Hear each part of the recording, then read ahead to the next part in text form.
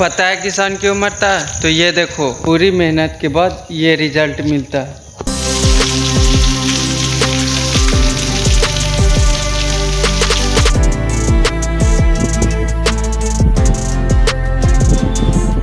ये देखिए देखिए, पूरा जो है डूब चुका है और पूरा बर्बाद हो चुका है। ये देखिए, कोई इसका कोई यूज नहीं है।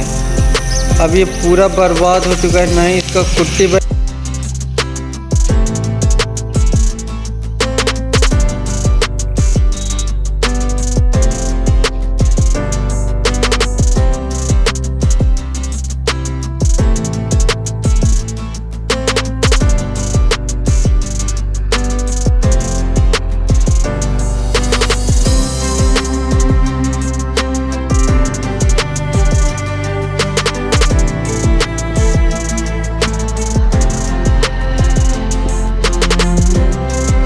इस सज्जन को क्या तकलीफ है भाई?